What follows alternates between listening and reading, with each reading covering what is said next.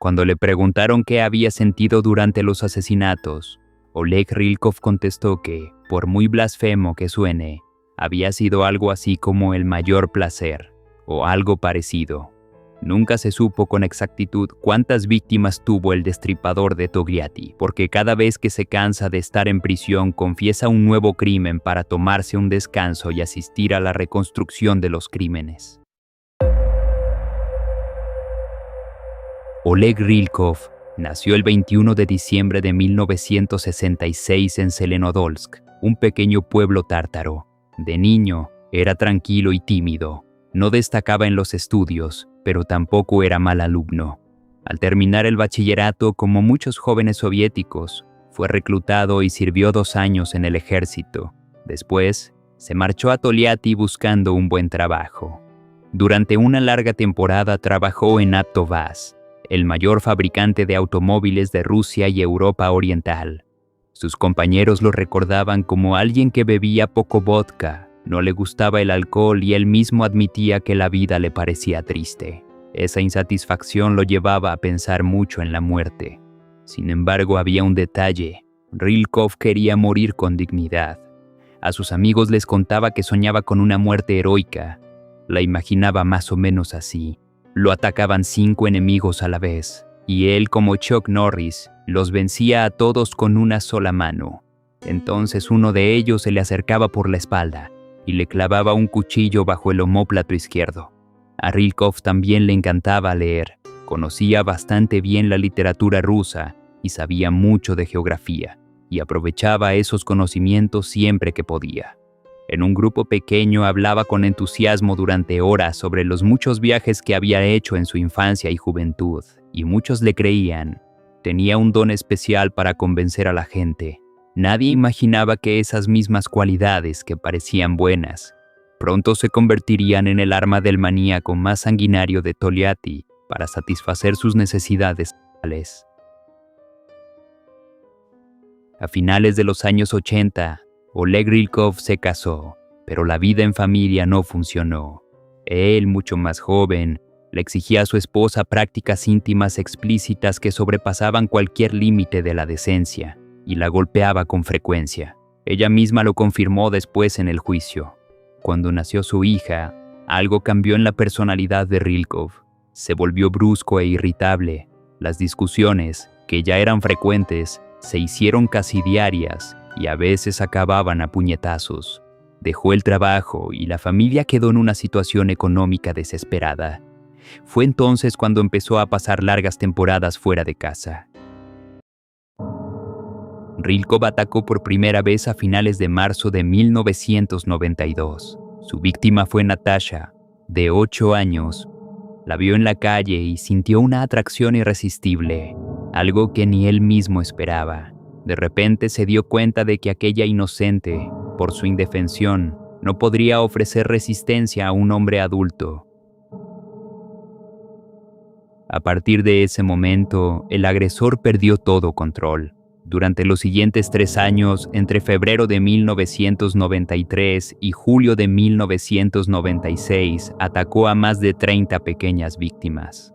A todas las agredió en repetidas ocasiones y, entre un ataque y otro, intentaba mantener conversaciones informales con ellas mientras les mostraba revistas de contenido explícito. Casi todas sus víctimas eran rubias. Sin embargo, en mayo de 1995 se quedó sin dinero e irrumpió en un apartamento del distrito de Avtozavodski donde vivía una inocente morena con intención de robar. Vació la casa, pero no la agredió, solo se quedó hojeando revistas con ella. Rylkov se escondía durante largos periodos, a veces 6 meses o 1 año, y siempre elegía zonas residenciales muy pobladas. La policía no tenía pistas concretas, solo un mapa vago. Mientras tanto, Rylkov se movía con libertad. Las descripciones de los testigos a veces coincidían y otras no, pues los niños, en estado de shock, confundían los hechos e incluso inventaban detalles como uñas largas u ojos inyectados en sangre. La gran preocupación de los detectives era que aquel ladrón reincidente se convirtiera en asesino. Los crímenes seguían y sus temores, por desgracia, resultaron estar bien fundados. Los psiquiatras Solían clasificar a la mayoría de los maníacos sexuales en 3 grupos. El primero lo formaban individuos con trastornos mentales tan profundos que sus actos resultaban impredecibles. Por fortuna, apenas existían unas pocas docenas en todo el mundo. El segundo incluía asesinos en serie como Jack el Destripador o Chikatilo, que movidos por fantasías frustradas veían a sus víctimas como enemigas, a las que culpaban de todas sus desgracias. Planeaban sus crímenes con meticulosidad y eran plenamente conscientes de lo que hacían.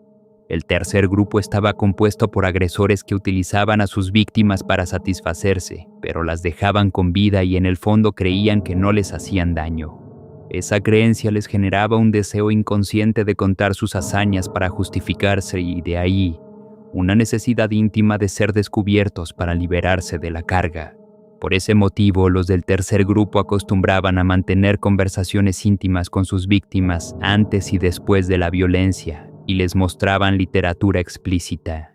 Rilkov encajaba en esa descripción. Aunque en apariencia deseaban que los atraparan, estos maníacos, al igual que los del segundo grupo, planeaban sus delitos y sus rutas de huida con sumo cuidado, de modo que capturarlos podía llevar años. Los expertos señalaban que no existía una frontera clara entre la segunda y la tercera categoría, y que un agresor podía pasar gradualmente de ser un depredador sexual frustrado a convertirse en el asesino más peligroso, siendo plenamente consciente de sus actos. Eso fue exactamente lo que le sucedió a Rilkov. Al principio encontró cierta calma agrediendo a indefensos, pero poco a poco desarrolló un impulso irrefrenable de eliminar a sus víctimas. Todo empezó con unos carteles de búsqueda que empapelaron las paredes de la calle Topolina. En ellos aparecía la fotografía de una niña rubia y un mensaje urgente. El 18 de julio de 1996, a las 7 de la tarde, había desaparecido Polina Parkovskaya, una pequeña nacida en 1990 que vivía en esa misma calle. Medía 1,20 m, tenía el pelo rubio, los ojos azules, y aquel día llevaba un vestido azul de verano con rayas horizontales rojas y blancas. La familia Parkovsky y su hija eran muy conocidas. Polina siempre iba bien vestida y era de carácter alegre. Su desaparición sumió a todos en una angustia profunda. La búsqueda se extendió por parques arbolados y zonas residenciales. Se entrevistó a decenas de personas. Alguien recordó haber visto a alguien parecido a Polina caminando de la mano de un hombre hacia un campo verde donde antes hubo una base de misiles. El solar baldío y la zona boscosa cercana fueron rastreados palmo a palmo, pero no se encontró ni un solo rastro. Todos los servicios de emergencia, unidades policiales reforzadas, detectives de distrito y soldados se sumaron a la operación. El segundo día de búsqueda, uno de los rescatistas, un soldado, decidió bajar a un barranco para inspeccionar el interior de un búnker abandonado, una vieja instalación militar en ruinas. Lo que encontró lo dejó horrorizado. Sobre el suelo de cemento yacía un cuerpo mutilado, con el vestido subido y una postura que no dejaba lugar a dudas sobre el tormento sufrido. Un cinturón negro estaba anudado alrededor del cuello. Era Polina. Los forenses contabilizaron múltiples heridas en el cuerpo y en la cabeza. 3 días después, tras interrogar a prácticamente todos los vecinos, los investigadores determinaron que la tarde de la desaparición de la víctima había sido vista en compañía de un tal Rilkov. El sospechoso frecuentaba el inmueble porque visitaba a un hombre de apellido Yatsenko que vendía cerveza de barril por la zona. La hija del vendedor era amiga de Polina. El 23 de julio, un investigador de la Fiscalía del Distrito de Aptozavodsk emitió una orden de arresto contra Rilkov, que el fiscal de distrito en funciones ratificó enseguida. Buscaron a Rilkov por toda la ciudad, en estaciones de tren y en todas las terminales. Se difundió un cartel de búsqueda por los alrededores, pero él no tenía intención de marcharse de Toliati. Al fin y al cabo, siempre había logrado burlar a la policía, y sin embargo, lo atraparon de la manera más tonta, con un billete falso en el mercado. Luego de ser llevado a la estación de policía, El oficial de servicio le exigió que dijera su apellido. Él palideció y balbuceó: Yatsenko. Dio la dirección de la calle Topolina, donde vivía su amigo el vendedor de cerveza. Desde la pared, un retrato robot lo miraba fijamente con las cuencas vacías. Era su propio retrato robot. Se busca por la comisión de un delito grave. Se leía. Con manos temblorosas, Rilkov garabateó una declaración en la que se le prohibía abandonar la ciudad. Una hora después ya no estaba en Togliatti. Lo único que quedó fue aquella anotación insignificante en el registro de operaciones sobre un ciudadano con un billete falso. Para ese momento, los investigadores del Departamento de Policía del Distrito de Avtozavodski y de la Jefatura Local ya manejaban más de una docena de casos penales, en su mayoría por objetos robados de los domicilios. Dicho de otro modo, buscaban a un ladrón. En la primavera de ese año, un investigador de la Fiscalía había intentado unificar todos aquellos delitos en una sola causa, pero por alguna razón no lo consiguió. O no supo convencer a sus superiores o la dirección no se lo permitió. Solo la muerte de Polina permitió a la policía identificar al agresor en serie y agrupar todos los incidentes similares de agresiones y robos en un único proceso penal. Para entonces Oleg Rilkov ya había empezado una vida nueva. Se movía con nombres falsos y dormía en dachas abandonadas. A veces pedía ayuda a los aldeanos para construir cabañas y realizaba otros trabajos esporádicos. Necesitaba sobrevivir sin delinquir. En ocasiones se lamentaba de cómo había ocurrido todo y de cómo a los 30 años lo había perdido todo: su hogar, su libertad y a su familia. Mientras se ocultaba, conoció a una mujer 10 años mayor que él. La ayudó en algunas tareas sencillas en su parcela de dacha, dentro de la Asociación de Jardinería Energetic, cerca del pueblo de Sancheleevo, en el distrito de Stavropol. Era mayo de 1997. Mosfira, así se llamaba la mujer, estaba encantada con Oleg. Lo consideraba guapo, tranquilo y callado. A ella, de origen tártaro, le agradaba especialmente que él también lo fuera y que procediera de Zelenodolsk, una ciudad tártara. Un día, Oleg le contó con tristeza que su esposa y su hija habían muerto hacía poco en un accidente de coche. Decidieron vivir juntos. Rilkov se sintió a gusto porque Mosfira conservaba un apartamento en la calle Selenaya de Togliatti, pero esa tranquilidad duró poco. Rilkov acabó con Mosfira la noche del 28 de junio de 1997 en la misma dacha donde vivían juntos. Estuvieron bebiendo vodka todo el día y, según la versión de él, después de una discusión ella le escondió los zapatos y la ropa. Cuando Mosfira se durmió, él la ató. Ella logró soltarse, pero Rilkov la empujó contra el sofá. Agarró un hacha y la mató de un golpe en la cabeza. Más tarde confesaría que la sensación que sintió después fue tan placentera que no podía describirla con palabras. Tras el asesinato, cerró con llave la casa de campo y la puerta exterior y se fue en coche al apartamento de Togliatti. Allí ya lo conocían. Les dijo a los vecinos que la dueña había sufrido un infarto y que él la había llevado al hospital. 5 días después, cometió otro crimen en ese mismo edificio.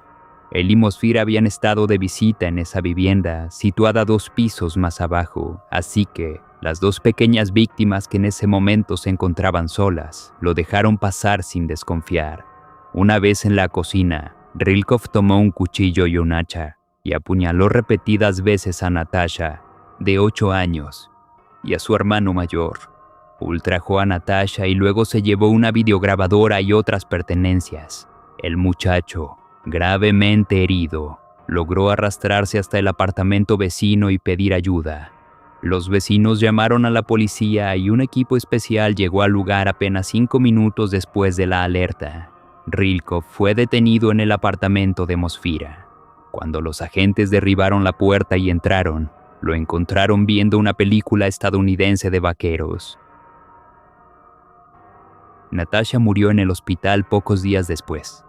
Más tarde, la madre de Natasha y Sergei, su hermano mayor, declaró a los periodistas que cuando Mosfira les presentó a Rilkov, él dijo llamarse Volodya Kolomitz. En aquella casa todos lo conocían por ese nombre. Aseguraba haber nacido cerca de Saratov y hablaba de una esposa y un hijo muertos en un accidente de tráfico. La mujer recordó que todos sintieron lástima por él en aquel momento, porque no parecía una persona irritable ni mucho menos maliciosa, y jamás habrían imaginado que levantara la mano contra nadie. Lo describió como un hombre completamente sano, y añadió con rabia que, si lo declaraban enfermo mental, ella renunciaría a su trabajo, buscaría empleo en un hospital psiquiátrico y sacaría a ese monstruo de allí. Rylkov, aterrorizado, admitió el crimen en el momento de su arresto. Cuando un agente le preguntó con indiferencia por la dueña del apartamento y si también la había eliminado, él respondió que la había asesinado a hachazos el día anterior en la casa de campo de Sancheleevo. Lo que más sorprendió a los investigadores fue que empezara a relatar sus crímenes prácticamente desde el primer interrogatorio. En situaciones así, los delincuentes solían pedir un abogado y luego negarse a declarar. Rylkov también pidió un abogado, pero no insistió demasiado. Al principio, Yuri Onischuk, el jefe de homicidios, llevó la iniciativa. Intentó que el sospechoso hablara alternando argumentos morales, como la necesidad de desahogarse, con arrebatos de frustración por no haberlo atrapado antes. Mientras el camarógrafo manejaba la cámara, Rylkov se fumó medio paquete de cigarrillos y de repente se derrumbó. Confesó los robos, las agresiones y los asesinatos. Durante una larga entrevista, describió con detalle lo que sentía al agredir y matar. Como ocurre con muchos asesinos en serie, Rylkov era un típico demagogo. Habló con indignación de sus hermanas menores, a quienes, según él, un tío había iniciado en el lesbianismo y en las relaciones.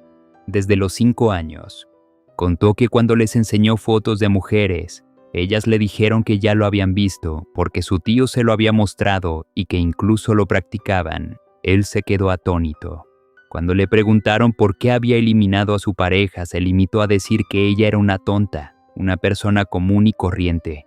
Sobre el remordimiento admitió que su detención había sido, en general, lo correcto. Llevaba 1 año viviendo al día, sin trabajar, y sus padres, que eran simples conductores de transporte, recibirían un shock. No justificaba lo sucedido, simplemente ocurrió así, y francamente, no se habría detenido. La serie de crímenes habría continuado. Comparó aquella pulsión con una droga: cuantas más tomas, más la deseas. Cuando le mencionaron lo que se había escrito en los periódicos sobre Chikatilo y le preguntaron si entendía a él y a sus actos, respondió que hasta cierto punto sí. Encontró un parecido fugaz, aunque él no había llegado inmediatamente al límite. Explicó que el proceso había sido gradual, no repentino ni espontáneo. Algo se fue gestando en su interior. Eso sucedía, según él, cuando los principios morales se devaluaban o desaparecían, y entonces se producía una desviación. Rylkov recordó que al principio solo robaba en apartamentos. Ya infringía la ley de forma sistemática y se sentía impune, de modo que sustraer objetos de valor y causar daño se le volvió algo habitual. Poco a poco, sus inhibiciones internas se liberaron, sus fantasías les tomaron el control y todo aquello lo empujó a cometer más delitos. La primera vez incluso él mismo se sorprendió. Según su propio relato, al principio el robo llegaba primero y la agresión podía ser algo accidental, pero con el tiempo los actos se convirtieron en una obsesión. Sentía impunidad. Sabía que las tenía por completo en su poder y ya no podía contenerse. Entonces, de manera consciente, empezó a buscar primero la agresión y el robo pasó a un segundo plano. Le intrigaba la intensidad de todas aquellas sensaciones. Acechaba a sus pequeñas víctimas por la ciudad, cerca de una escuela o en cualquier otro sitio, pero casi siempre se guiaba por la intuición, sin un plan trazado. No calculaba ni planeaba nada, porque había situaciones en las que adivinaba por dónde iría la víctima y cuándo se presentaría la oportunidad de entablar conversación. En otras ocasiones, sin haberlo pensado, la seguía directamente. Veía a una víctima entrar en un edificio acercarse a la puerta de su apartamento y sacar las llaves, y entonces él se aproximaba, le hablaba, le preguntaba por sus padres y se ganaba su confianza. Si se aseguraba de que no había nadie en casa y de que los adultos no volverían pronto, entraba tras ella. Contó que cometió alrededor de 30 casos de violencia y que podría haber matado a cualquiera de ellas. Sin embargo, se había contenido porque, según explicó, matar volvía la persecución policial muy distinta. Cuando le preguntaron por qué cometió el primer asesinato, respondió que influyó el hecho de que aquella chica lo conociera de vista. En el patio donde vivía la víctima que mató, también residían unos amigos suyos que tenían una hija, y los pequeños a veces jugaban juntos, así que Paulina lo conocía. El investigador le preguntó si había entendido que ella lo reconocía, y aún así siguió adelante, y él respondió que sí. Quedó claro entonces que había sabido de antemano que iba a eliminarla. Cuando el investigador, visiblemente afectado, le recriminó cómo había sido capaz de atrapar a Paulina, estrangularla y verla agonizar, Rilkov espetó de manera impulsiva que a la gente como él había que detenerla cuanto antes. Luego añadió una crítica al trabajo policial. Dijo que la policía había actuado de forma regular y que, de no haber perdido la cabeza con la psicosis, se habría marchado entonces. Aseguró que no se habría detenido y que en ese estado todo le daba igual.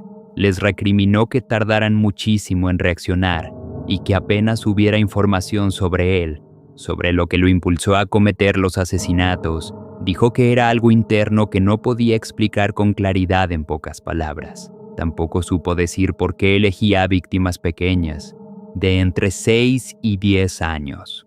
Cuando le preguntaron por su propia hija, que tenía esa misma edad, y si la quería, respondió que era lo más sagrado de su vida y que no eran solo palabras.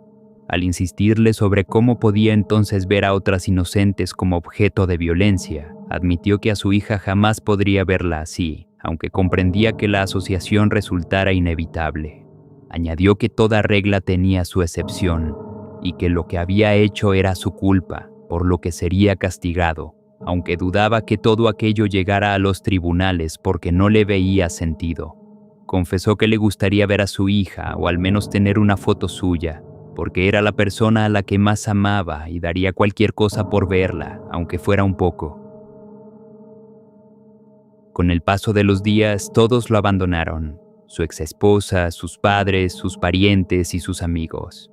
En una única ocasión, un pariente lejano le llevó un paquete con salchichas, cerillas y cigarrillos, y a él, curiosamente, aquel gesto le sentó muy mal. En repetidas ocasiones juró a los investigadores que se quitaría la vida, pero por alguna razón nunca llegó a hacerlo.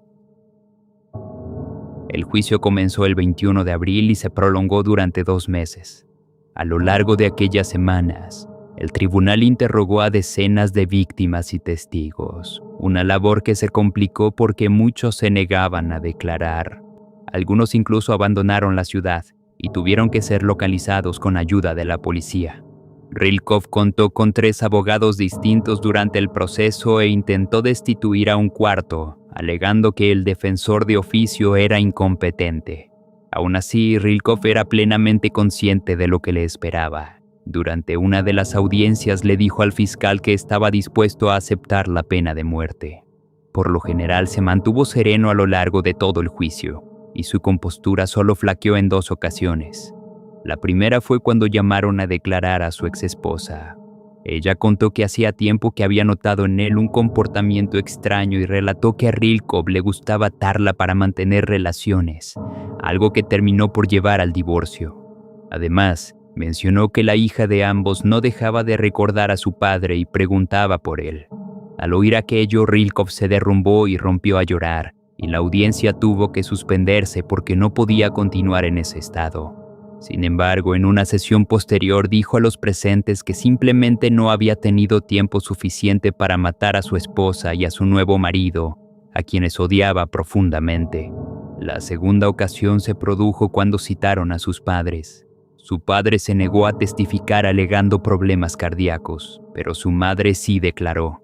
Con calma, dijo que un hijo como él no le servía de nada y que no pensaba volver a comunicarse con él. Rilkov rompió a llorar otra vez. El fiscal le preguntó a la mujer si no sentía lástima por él, y ella respondió con un escueto no. La audiencia final tuvo lugar el 15 de junio de 1998. Contrariamente a lo esperado, la pequeña sala del Tribunal Regional contó con escasa asistencia. De todas las víctimas, solo Sergei Poliakov, el hermano de Natasha, estuvo presente durante la lectura de la sentencia junto con su madre y otros familiares. Rilkov se negó a pronunciar una última declaración. Dijo que en realidad no tenía nada que decir y que no iba a malgastar su aliento, ya fuera Dios o el diablo quien lo juzgara. Podría seguir y seguir. Acto seguido se dejó caer en el banco y se quedó mirando al suelo. En el momento de su detención, Rilkov fue acusado de 3 asesinatos y 37 agresiones. El 15 de julio de 1998 fue condenado a muerte por estos crímenes, aunque su pena se conmutó posteriormente por cadena perpetua. Después de cumplir poco más de un año de condena, decidió repentinamente confesar otro asesinato. Declaró que el 7 de febrero de 1996, en un bosque cercano a Port Poselok, en Toliati, había asesinado brutalmente a Ruslan Tkachov, de 7 años. La policía de la ciudad llevaba casi 4 años investigando ese crimen sin resolver. Resultó difícil saber qué lo impulsó a hacer aquella confesión. Nadie creyó su explicación de que se había arrepentido en prisión y había decidido desahogarse. Los periodistas sugirieron que el Departamento de Investigación Criminal necesitaba archivar el caso con urgencia, ya que llevaba más de 3 años abierto y que era muy probable que existiera un acuerdo entre la policía y el criminal. A Rilkov se le pudo haber ofrecido confesar el asesinato a cambio de algunas concesiones en prisión, puesto que no tenía nada que perder.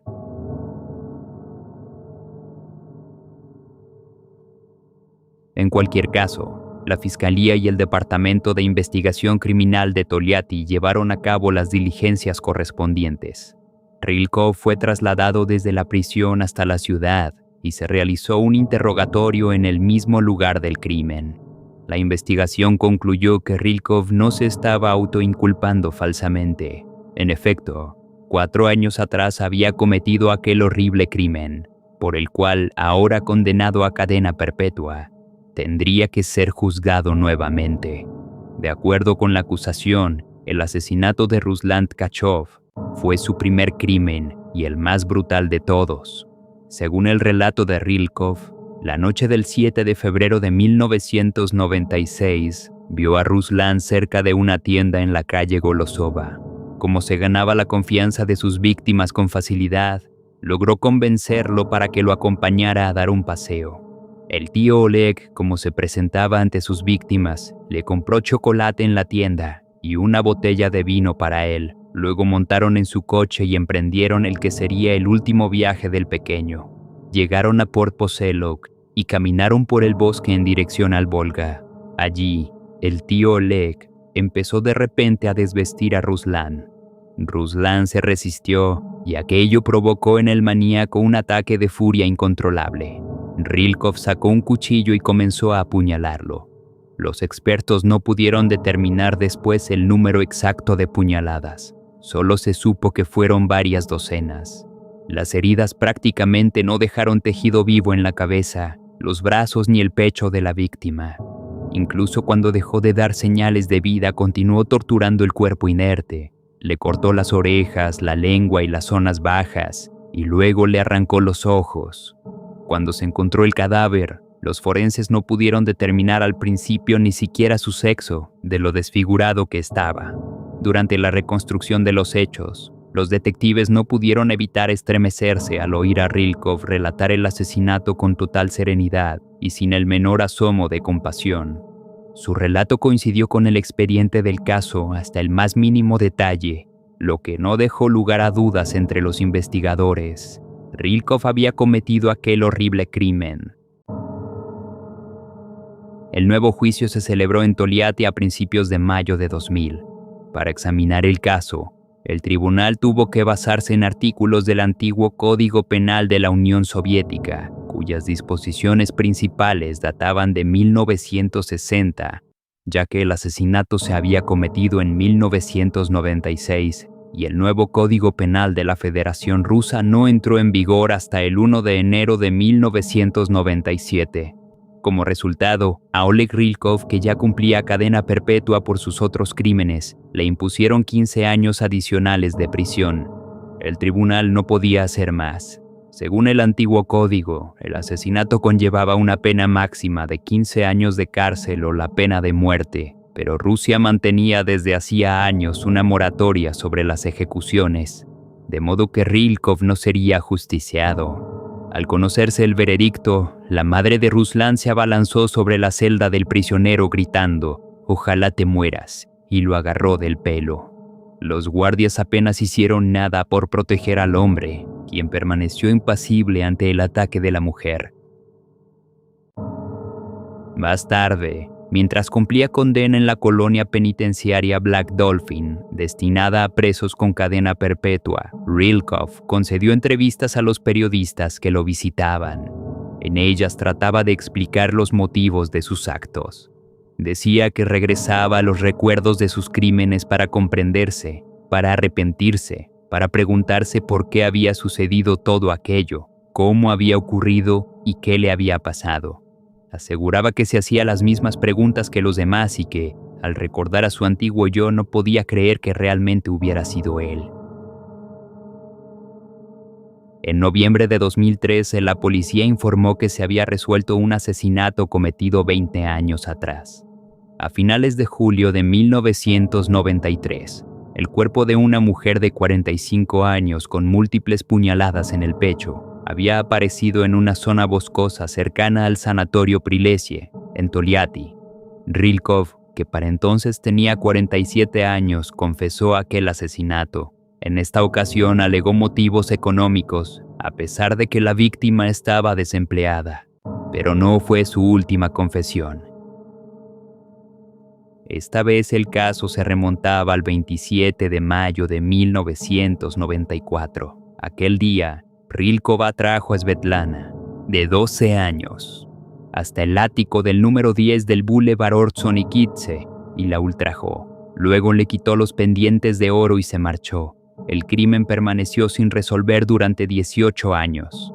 La confesión fue aceptada a trámite e incluso se trasladó a Oleg Rylkov hasta Toliati para que declarara en el lugar de los hechos sobre la agresión cometida contra Svetlana. Tras la investigación, se confirmó que el condenado había participado en el ataque.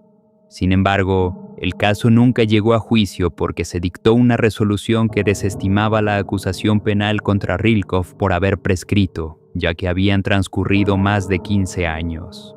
Se produjeron varias confesiones más. Los investigadores experimentados explicaron que aquel tipo de recuerdos resultaban habituales en quienes cumplían cadena perpetua. Esas confesiones eran ante todo una oportunidad para escapar de la rutina carcelaria, una especie de vacaciones.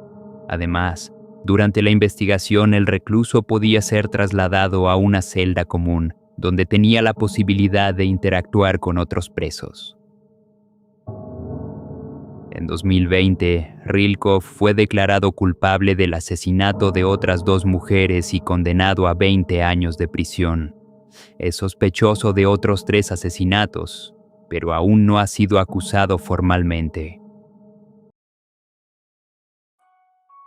Cuando nos adentramos en la mente de Oleg Rylkov, encontramos a un hombre aparentemente común que, a través de un proceso de desinhibición gradual, transformó sus fantasías sádicas en una necesidad tan imperiosa como la droga. Rylkov no nació asesino, se hizo, y esa evolución, lenta y deliberada, es la clave para entenderlo. Desde joven, Rylkov mostró rasgos que, aunque no eran necesariamente patológicos, sí formaban el caldo de cultivo perfecto para un futuro depredador. Era tímido, tranquilo, insatisfecho con la vida y obsesionado con la muerte, pero su obsesión no era autodestructiva, era la del héroe. Soñaba con una muerte digna, épica, como la de Chuck Norris venciendo a 5 enemigos antes de caer acuchillado. Ese deseo de ser reconocido, de tener un final grandioso, revela una profunda necesidad de validación y poder. No quería desaparecer, quería ser recordado. Esa misma necesidad, más adelante se canalizaría hacia el control absoluto sobre víctimas indefensas. Lo que realmente fascina a cualquier perfilador es su capacidad de mimetización. Rilkov era un camaleón, culto, convincente, capaz de hablar durante horas de geografía o literatura rusa para ganarse la confianza de cualquiera. Sus vecinos lo describían como tranquilo, su pareja Mosfira lo consideraba guapo y apacible. Nadie imaginaba que bajo esa fachada de normalidad se ocultaba a un hombre que, a solas con una inocente, desplegaba un arsenal de manipulación y violencia. Esta doble vida no es casualidad, es la marca de un depredador organizado. Rilkov planeaba, elegía zonas residenciales pobladas, cambiaba de identidad y sabía esperar. No actuaba por impulso puro, sino que había internalizado un ritual: ganarse la confianza de la víctima, mostrarle revistas de contenido explícito, agredirla y en ocasiones hasta robarle. Pero con el tiempo, ese ritual dejó de ser suficiente. Rilkov mismo admitió que su pulsión era como una droga, cada dosis exigía una mayor, y ahí radica el giro más siniestro de su evolución. Comenzó como un ladrón, luego la agresión se convirtió en el fin, y el robo en un mero accesorio. Pero incluso eso no bastaba. La muerte de Polina Parkovskaya marca el punto de no retorno. ¿Por qué mató? Porque ella lo conocía de vista, porque en su patio vivían amigos suyos con hijos, y el riesgo de ser identificado se volvió insoportable para alguien que ya se sentía impune. Matar para Rilkov fue una solución práctica, pero también una llave que abrió una puerta que ya no pudo cerrar. Después de eso, el asesinato se convirtió en parte de su repertorio, y la sensación que le produjo, esa que describió como un placer indescriptible, casi blasfemo, lo atrapó para siempre. Desde una perspectiva clínica, Rilkov se sitúa en un terreno fronterizo. No era un psicótico delirante. Sus actos eran perfectamente conscientes y planeados. Tampoco encajaba del todo en la categoría de los asesinos de tipo vengador, como Chikatilo, que veían en sus víctimas a los enemigos responsables de sus frustraciones. Rilkov pertenecía más bien a ese tercer grupo de agresores que, en el fondo, creían que no hacían daño real, que dejaban con vida a sus víctimas y que, de algún modo, anhelaban ser descubiertos para liberarse de su carga. Pero él mismo demostró que esa frontera es porosa. Con Polina, con Mosfira, con Natasha y con Ruslan, cruzó al otro lado. Se convirtió en un asesino metódico que, aun sabiendo que matar cambiaba las reglas de la persecución policial, no pudo o no quiso detenerse. Su comportamiento en prisión es revelador. Rilkov confiesa crímenes una y otra vez, no por remordimiento, sino para salir de la rutina, para ser trasladado, para vivir una reconstrucción que rompa el tedio de la celda. Esto es típico de algunos psicópatas institucionalizados.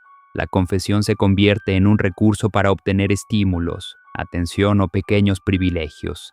Incluso cuando llora al oír hablar de su hija o al recibir el rechazo de su madre, no debemos confundir esas lágrimas con empatía genuina. Rilkov llora por sí mismo, por lo que ha perdido, no por lo que ha causado. Su anuncio de quitarse la vida y nunca ejecutado es otra muestra de su teatralidad. Es un hombre que necesita ser el centro de su propia tragedia, aunque sea dentro de una celda. Su mal radica en una profunda desconexión afectiva, en un trastorno de personalidad antisocial con claros rasgos sádicos, y en una parafilia que transformó el dolor ajeno en el único escenario donde podía experimentar plenitud. Él mismo lo resumió mejor que ningún psiquiatra. Cuando los principios morales se devalúan o desaparecen, se produce una desviación. Y en su caso, esa desviación fue un descenso progresivo y consciente hacia el abismo. Lo aterrador no es que sea un monstruo, lo aterrador es que, Durante años, nadie a su alrededor supo verlo. Si te gustó este video y quieres saber más sobre asesinos rusos y de la antigua Unión Soviética, te dejo la siguiente lista de reproducción para que continúes haciendo maratón. No olvides suscribirte, si acaso no lo estás, comentar, dejar tu like y compartir este video.